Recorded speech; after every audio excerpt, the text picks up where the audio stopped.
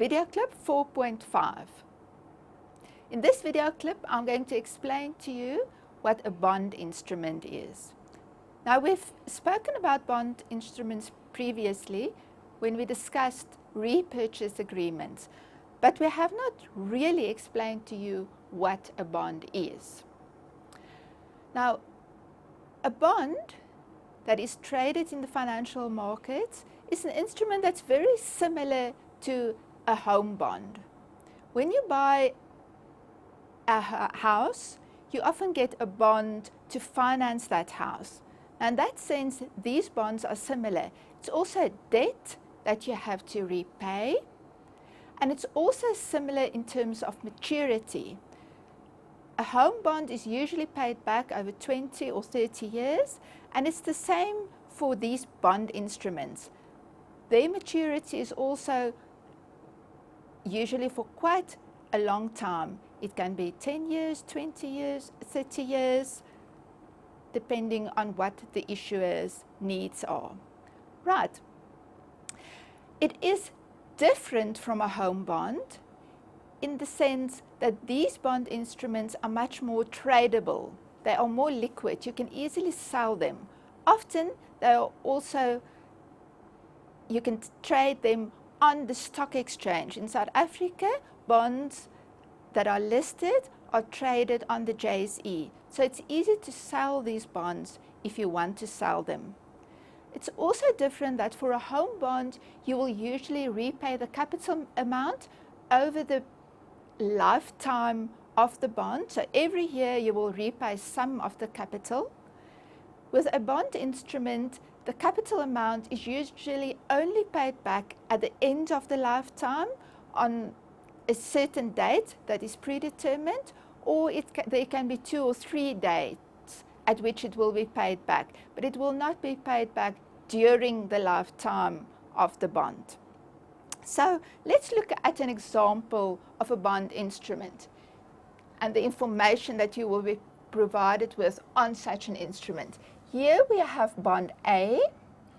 The principal, that is the capital value, which is the same as the nominal value of a money market instrument, is R1 million. There is a coupon rate on the bond of 10%. That is interest that's going to be paid by the issuer, by the deficit unit that issued a bond on this bond every year. So that 10% is an annual rate. The issue date will be provided, and then this bond will have a maturity date when it's going to expire. You can see that this bond is going to run for 10 years, from 2012 to 2022. Then the coupons is going to be paid on specific dates, and those dates are also provided on the bond. 30 June and 31 December in this case. Coupon payment dates can be once a year, they can be twice a year, sometimes they can be 4 times a year. Right. In this case, it's 2 times a year. Now we're going to look at the flows of funds that's concerned with a bond instrument. Now we have a deficit unit and a surplus unit. Now when the deficit unit needs funds, it can issue a bond such as bond A, and then funds are going to flow from the surplus unit to the deficit unit. So this is a flow of funds. So the surplus unit will acquire the bond, and the deficit unit will get finance to finance their deficit. Now the amount that's going to flow on this issue date will depend on the price of the bond. If the bond is issued at par, then we say that the price of the bond is 100 Rand percent. Now that means for every 100 Rand of the value of the principal, 100 Rand is going to be paid. So in this case, the surplus unit is going to pay R1,000,000 for this bond. He's buying it at par, in other words, at the same price as the principal. But the bond can also be bought at a discount.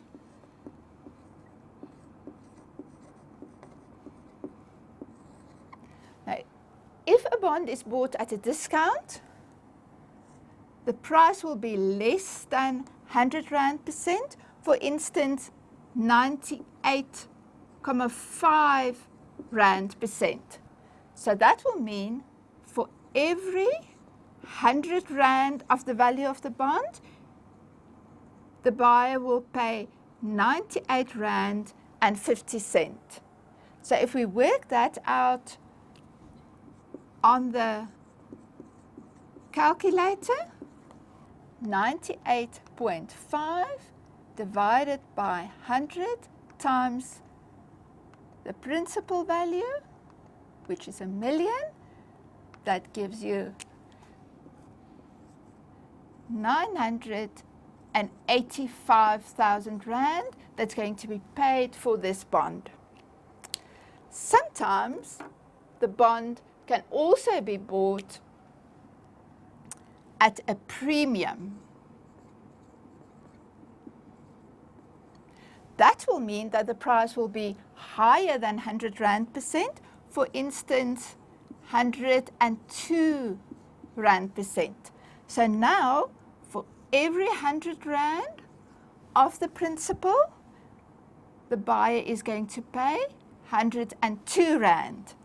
So if we work out how much is going to be paid for this bond now, it is 102 divided by 100 times the principal value, R1,000,000, and that gives you 1,020,000 Rand. That's going to be paid for this bond when it was bought at a premium. Right.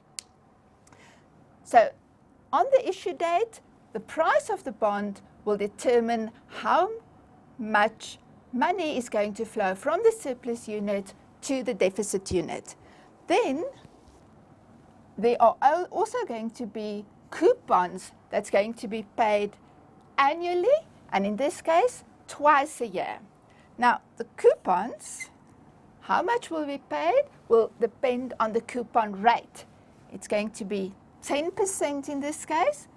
So 10 over 100 times the principal value, which is R1,000,000. So the annual coupon that's going to be paid is 10 divided by 100 times the principal value of R1,000,000, and that gives you 100,000 Rand per year. But because this bond is going to be paid twice a year, the holder of the bond is not going to get 100,000 Rand on 30 June and on 31st of December. He or she is going to get half of that. So on 30 June, 50,000 Rand will be paid, and on 31st December of every year, the other 50,000 Rand coupon will be paid. Now we're going to look at the return on this bond. Now, if the bond is bought at par,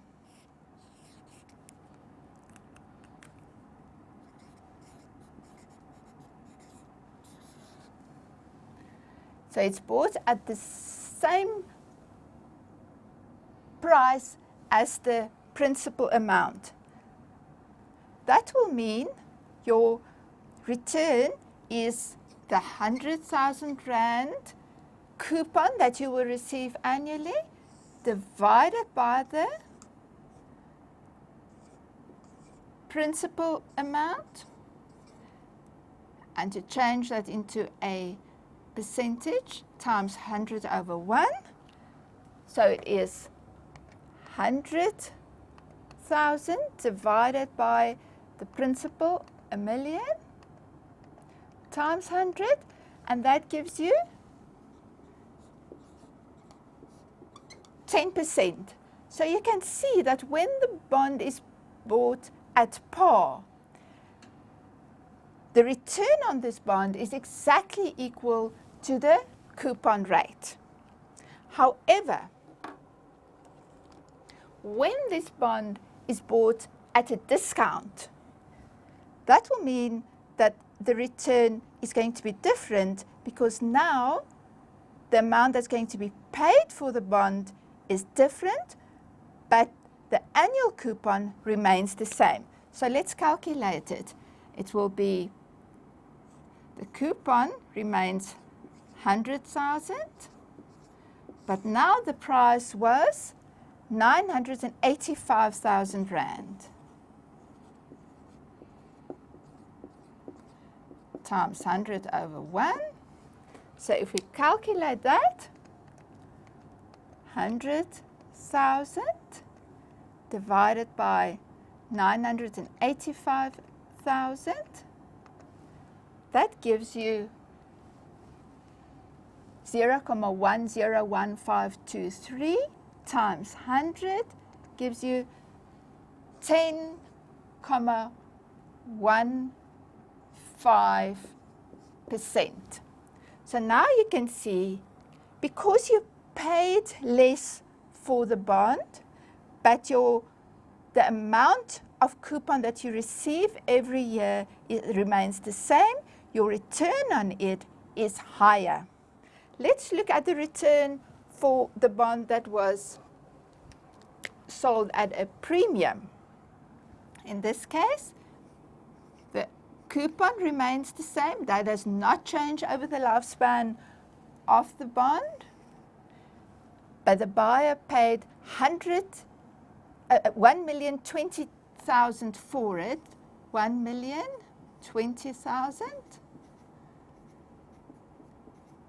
times 100 over 1 to get it to a percentage. So if we calculate that, 100,000 divided by the price that was paid, 1,020,000 times 100, that gives you 9.80%. So do you see that when the price of the bond is lower,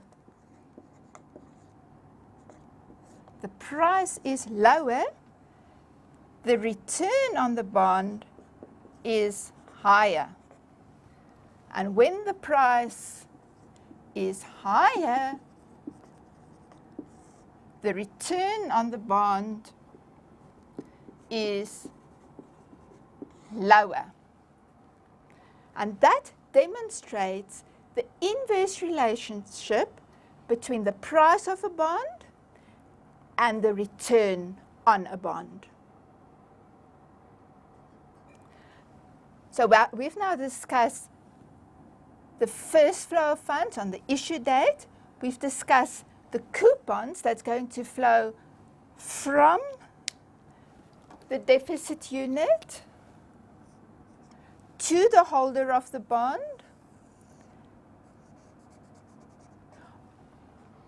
twice a year.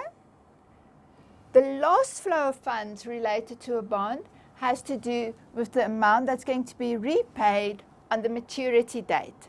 So on the maturity date, the deficit unit is going to pay back the principal amount of the bond to whoever holds the bond on that day. Now, of course, if you hold a bond, as we've said previously, it is liquid. Therefore, it is not necessary to hold it until the maturity date. It can be sold during the lifespan of the bond. And that we will discuss in the next video clip.